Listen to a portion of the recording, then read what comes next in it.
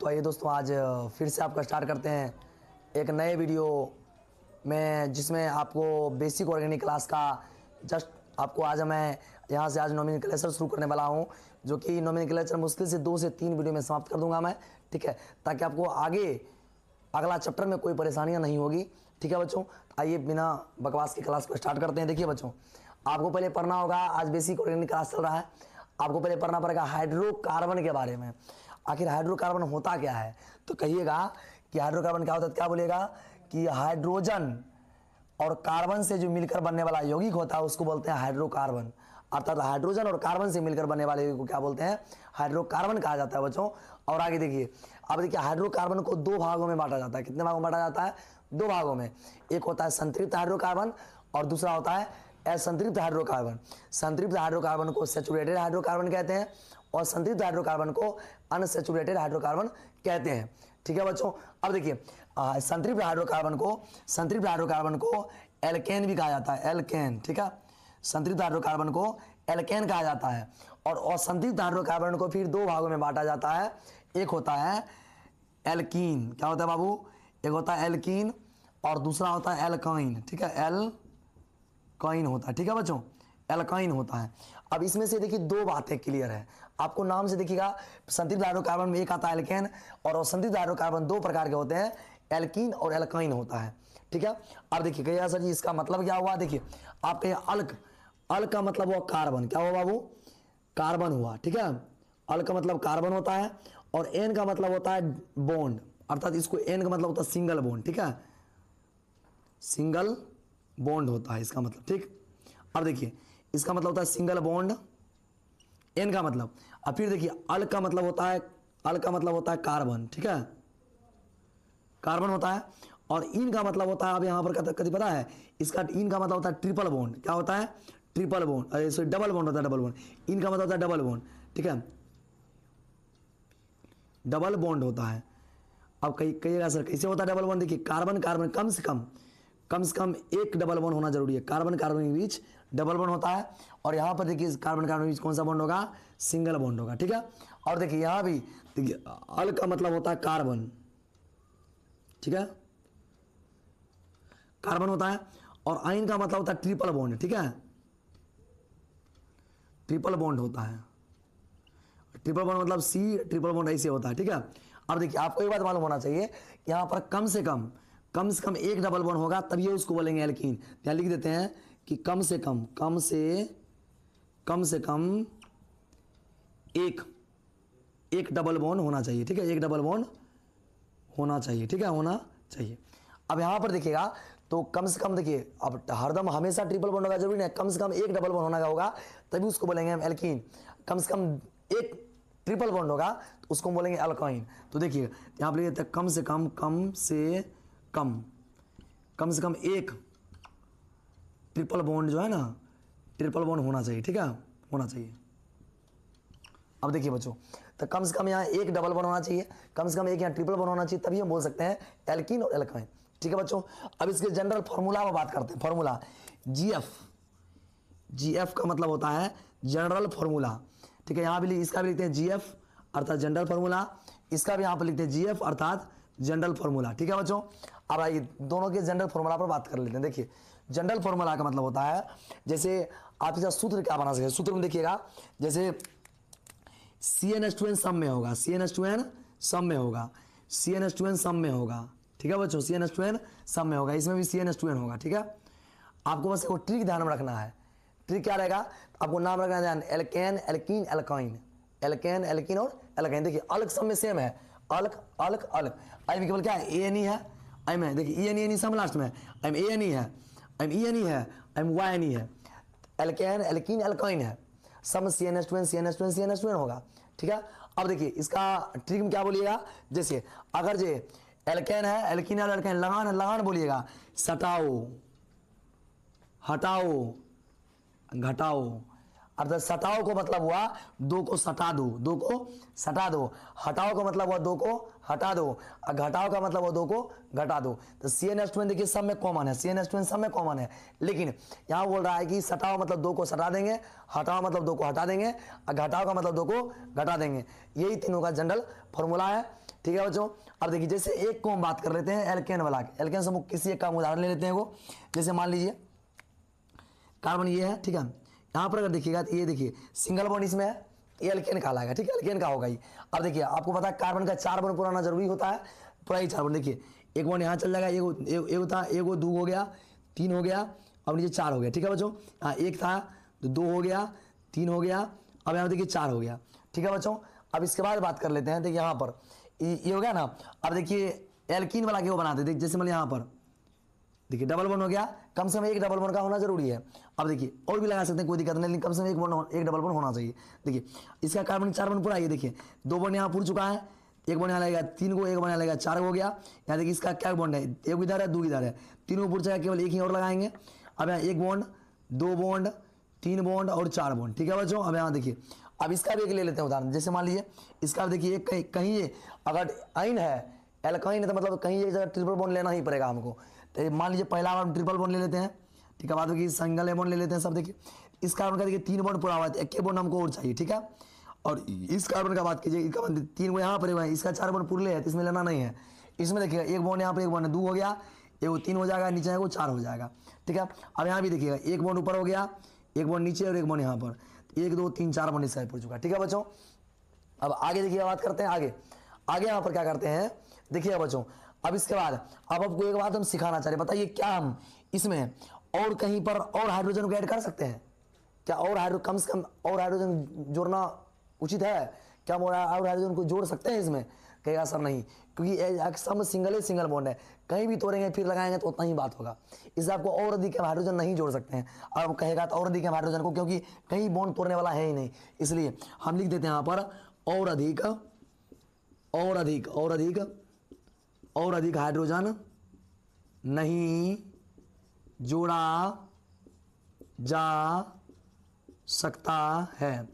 लेकिन देखिए यहाँ पर आप बात से उल्टा है। देखिए यहाँ पर देखिएगा, यहाँ पर आप जरा बताइए गौर से हमको, यहाँ पर क्या और अधिक हाइड्रोजन जोड़ सकते हैं? बिल्कुल जोड़ सकते हैं। यदि मान लीजिए हम इस बॉन्ड को अगर तोड़ देते हैं, एक बॉन्ड तो सिंगल बच जाएगा, और ई बॉन्ड को तोड़ देंगे तो 1 2 3 एक बॉन्ड होगा इसका, एक हाइड्रोजन में तब यहाँ पर लगा सकते हैं एक हाइड्रोजन आरो को, यहाँ भी एक लगा सकते हैं, 1 2 3 को यहाँ भी एक लगा सकते हैं हाइड्रोजन को। अर्थात हम कह सकते हैं अर्थात एल्कीन में हम और भी हाइड्रोजन को जोड़ सकते हैं। तो लिख देते हैं यहाँ पर इसमें जो है सो इसमें और अधिक हाइड्रोजन को जोड़ा जा सकता है, ठीक है, जोड़ा जा सकता है। क्योंकि अब बॉन्ड टूटेगा तो हाइड्रोजन जोड़ सकते हैं। यहाँ देख लीजिए, यहाँ देखिए, यहाँ तो और अधिक हाइड्रोजन जोड़ सकते हैं। पता है ई बॉन्ड तोड़ सकते हैं, यू बॉन्ड तोड़ सकते हैं। पता है बॉन्ड टूटेगा तो हाइड्रोजन को नहीं जोड़ सकते हैं। पता है यहाँ पर एक बॉन्ड टूटेगा, पता है यहाँ पर 2, यहाँ पर 3 एक बॉन्ड होगा, एक हाइड्रोजन यहाँ भी लगा सकते हैं, एक हाइड्रोजन यहाँ भी लगा सकते हैं। अर्थात इसमें भी और हाइड्रोजन जोड़ सकते हैं, इसमें और अधिक हाइड्रोजन को, ठीक है, जोड़ा जा सकता है। ठीक है बच्चों, आपको यहाँ तक की बातें क्लियर होगी, आई होप, हमको उम्मीद है यहाँ तक की बातें आपको क्लियर होगी। ठीक है, अब मैं आपको इसके आगे बताने वाला हूँ। ठीक है बच्चों, अब मैं आपको बताऊंगा कार्बनिक यौगिक का कैसे दर्शाते हैं, किस किस रूप में दर्शा सकते हैं उसको। तो 3 रूप में दर्शा सकते हैं उसको, पूर्ण संरचना के रूप में, एक कॉन्डेंस फॉर्मूला के रूप में, और एक हो जाएगा बॉन्ड लाइन स्ट्रक्चर के रूप में। तो आइए, आप तब तक इसका स्क्रीनशॉट ले सकते हैं। ठीक है, मैं इसको मिटाकर फिर इसको मैं बताने वाला हूँ। ठीक है, आइए टेक स्क्रीनशॉट इसका ले लीजिए। ठीक है, फिर मैं आगे बता रहा हूँ। तो ये बच्चों आगे देखते हैं इसके बारे में। देखिए, अब मैं आगे आपको पढ़ाने वाला हूँ कार्बनिक यौगिकों का संरचनात्मक निरूपण। आखिर कार्बनिक यौगिक का किस किस प्रकार से हम लिख सकते हैं। ठीक है, तो मेनली 3 टाइप से हम इसको लिख सकते हैं। ठीक है बच्चों, देखिए कैसे, जैसे मान लीजिए पहला आपका हो गया पूर्ण संरचनात्मक सूत्र, मतलब पूर्ण संरचना, पूरा आपको संरचना दिखाना पड़ेगा। उसमें संघनित सूत्र, मतलब थोड़ा छोटा करना है। ठीक है, अब आबंध रेखा सूत्र, जिसको बॉन्ड लाइन स्ट्रक्चर कहते हैं। ठीक है, अब यहाँ देखिए पूर्ण संरचनात्मक सूत्र, इसको बोलते हैं कंप्लीट स्ट्रक्चर फॉर्मूला। पूरा पूरा अच्छा से हमको लिखना पड़ेगा। देखिए, जैसे मान लीजिए हमको लिखते हैं, यदि हमको आपको दिखाते हैं, जैसे मान लीजिए सी है, फिर एक और बॉन्ड सी पूरा, मतलब पूरा कंप्लीट हमको दिखाना पड़ेगा। कार्बन हाइड्रोजन पूरा कंप्लीट दिखाना पड़ेगा, इसी बोलते हैं पूर्ण संरचनात्मक सूत्र। पूरा कंप्लीट हाइड्रोजन को दिखाना पड़ेगा, पूरा कंप्लीट। ठीक है, एक करते भी आपको छुपा नहीं सकते हैं, पूरा सब चीज कंप्लीट हाइड्रोजन है, पूरा कंप्लीट दिखाया है, इसलिए इसको बोले कंप्लीट स्ट्रक्चर फॉर्मूला, मतलब पूर्ण संरचनात्मक फॉर्मूला, यानी हमको इसका पूरा पूरा संरचना दिखाना पड़ रहा है, ठीक है, इसलिए इसको बोलेंगे पूर्ण संरचनात्मक सूत्र। एक रत्ती भी कहीं नहीं छुपा है। तो कार्बन क्या होगा, 1 2 3 4 5, हमको इसी का यदि मान लीजिए हम अगर संघनित वाला दिखाते हैं, संघनित फॉर्मूला, संघनित मतलब इसको थोड़ा छोटा कर देंगे। देखिए जैसे मान लीजिए सी था, अब बताइए आई में क्या एस था, 3s था, इसे जो लिख देंगे CH3, ठीक है, बस आराम छोटा हो गया। अब देखिए बीच में बॉन्ड था, बॉन्ड दे दीजिए, अब सी था, सी लिख दीजिए। अब क्या अच्छा इसमें 2H है, लिखिए H2 लिख दीजिएगा इसमें। फिर देखिए अगला बॉन्ड है, बताइए इस सी में बताइए क्या है, 2H है, इसको लिख दीजिए CH2 लिख दीजिएगा। फिर अगला सी देखिए, अगला सी लिखिए, इनमें क्या है देखिए, तो 2H है तो H2 लिख दीजिएगा। फिर अगला बॉन्ड है, फिर अगला दीजिए बॉन्ड, फिर देखिए सी है, अब क्या इसमें देखिए CH3, 3OH है, CH3 लिख दिए। ये देखिए इसको बोलते हैं पूर्ण संरचनात्मक फॉर्मूला, मतलब पूरा संरचना दिखाए हैं। इसको बोलते हैं संघनित, मतलब छोटा कर दिए, क्या कर दिए बाबू, छोटा कर दिए, इसीलिए इसको बोलेंगे संघनित सूत्र बोलते हैं, या कंडेंस फॉर्मूला इसको कहा जाता है, ठीक है। आप फिर उसके बाद एक और तरीका से व्यक्त कर सकते हैं इसको, देखिए इसको होता है आबंध रेखा सूत्र, अर्थात बॉन्ड लाइन स्ट्रक्चर। इसको अच्छा सीख लीजिए, हमेशा हम यही लेकर हम देंगे नाम, ठीक है। बार बार इसको लिखने में बहुत नंबर लगता है, हम छोटा तुरंत दे देंगे क्वेश्चन को, इसको ध्यान सीखिए। देखिए जैसे मान लीजिए आपको जहां जहां के भी मोड़ दिखे, मोड़ जहां जहां शुरुआती पॉइंट दिखे और जहां मोड़ दिखे और जहां पर कटन बिंदु दिखे, वहां पर समझ जाइएगा आप कार्बन है। देखिए जैसे मान लीजिए आप यहाँ पर क्या होता, 5 लिखिए, एक कार्बन यहाँ पर हो गया, 2 3 4 5। देखिए जहां जहां पर मोड़ है, देखिए वहां पर कार्बन होगा। देखिए पहला 1 carbon, 2 carbon, 3 carbon, 4 carbon, 5 carbon, ठीक है। अब देखिए कार्बन दिख गया और इसी में हाइड्रोजन लगले है, आपको हाइड्रोजन दिखाने की आवश्यकता नहीं, सबसे अच्छा यही लगता है, ठीक है। इसको ध्यान रखिएगा अच्छा से। जैसे मान लीजिए आप और भी बना सकते हैं, और एक बात और ध्यान रखिएगा, कार्बन और हाइड्रोजन के अलावा सबको दिखाना है, मतलब केवल कार्बन हाइड्रोजन आपको देखिए, यहाँ पर CH3 था, कहीं आपको CH3 दिख रहा है, नहीं दिख रहा है, CH2 दिख रहा है, नहीं दिख रहा है, CH2 दिख रहा है, नहीं दिख रहा है, यहाँ भी CH2 नहीं दिख रहा है, यहाँ भी CH3 नहीं दिख रहा है, अर्थात कार्बन हाइड्रोजन को नहीं दिखाना है, और कार्बन हाइड्रोजन के बाद जो भी होगा हमको उसको दिखाना पड़ेगा, ठीक है। देखिए जैसे मान लीजिए अगर हम आपको दिखाते हैं, मान लीजिए यहाँ पर CH3 है, फिर CH2 है, फिर मान लीजिए CH2 है, फिर मान लीजिए यहाँ पर OH है, ठीक है, OH। अब देखिए इस यहाँ से यहाँ तक आप नहीं दिखा सकते हैं, लेकिन आपको इसको, इस OH को दिखाना पड़ेगा, इस OH को आपको दिखाना ही पड़ेगा। अब लिखिए 1 2 3 था, 3 लिख दीजिए, 1 2 3 हो गया, कोई दिक्कत नहीं। देखिए नहीं ये 3 हुआ, देखिए एक कार्बन हुआ, 2 कार्बन हुआ, 3 कार्बन हुआ, और यहाँ अगला जो खींचे हैं ये किसका है, OH का है, किसका है, OH का है, ठीक है। इस बात ध्यान रखिए, 1 2 3 कार्बन, 1 2 3 कार्बन हो गया। अगला जो बॉन्ड गया, ये बॉन्ड यहाँ पर कार्बन नहीं है, ये क्या है, OH, केवल हाइड्रोजन जुड़ा है, 1 2 3 है कार्बन है, और यहाँ पर OH है, और भी बना सकते हैं, कोई दिक्कत नहीं। देखिए जैसे मान लीजिए आपको CH3 है, फिर बॉन्ड CH ले लेते हैं केवल, और डबल बॉन्ड लगाते हैं, ठीक है। देखिए CH2 CH और फिर CH3 लगाते हैं, देखिए ऐसे। आप इसको भी लिख सकते हैं, देखिए 1 2 3 4 कार्बन लिख दीजिए, 1 2 3 4 कार्बन, ठीक है।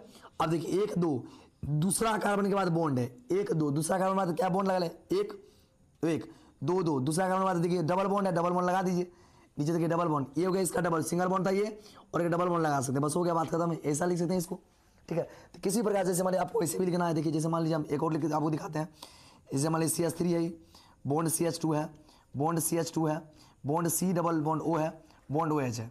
आप ऐसे भी दिखा सकते हैं, ऐसे भी दिखा दीजिए, कोई दिक्कत नहीं है। देखिए कैसे दिखाएंगे इसको, देखिए 1 2 3 4 कार्बन है, 4 कार्बन बना दीजिए, 1 2 3 4 कार्बन लिख दीजिए, 1 carbon 2 carbon 3 carbon 4 carbon, 4 carbon हो गया।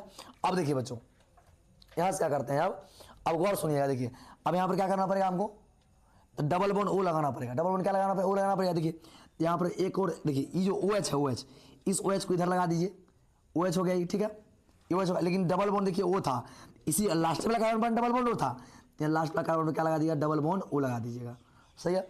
इस प्रकार से मैं इसको बना सकते हैं, और भी चाहे तो और भी बना सकते हैं। जैसे मान लीजिए यहाँ पे CH3 bond CH2 bond C double bond O bond CH2 हो सकता है, ठीक है बच्चों। आप मान लीजिए और भी ले सकते हैं, तो बॉन्ड OH भी ले सकते हैं आप, देखिए और भी इसको बना सकते हैं। देखिए जैसे मान लीजिए इसको बनाइएगा, 1 2 3 4 कार्बन है, लिखिए 1 2 3 4 कार्बन हो गया, ठीक है। अब देखिए 1 2 3 एंड तीसरा कार्बन पर डबल बॉन्ड है, 1 2 3 तीसरा कार्बन पर डबल बॉन्ड है, लिखिए 1 2 3 तीसरा कार्बन पर डबल बॉन्ड O है, यहाँ लगा दिए double bond O, double bond O हो गया। फिर अंतिमा कार्बन क्या था, OH था, यहाँ OH जोड़ दीजिए, ठीक है।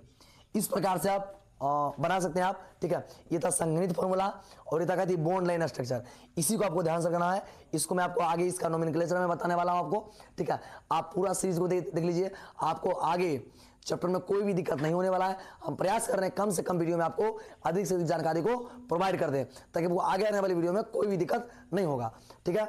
अब देखिए पूर्ण संरचनात्मक देख लिए, पूर्ण संरचनात्मक हम प्रयोग नहीं करते हैं कि बहुत ज़्यादा जगह घेरता है, हम ई दोनों का ही प्रयोग करते हैं, संगणित और क्या आबंध रेखा सूत्र।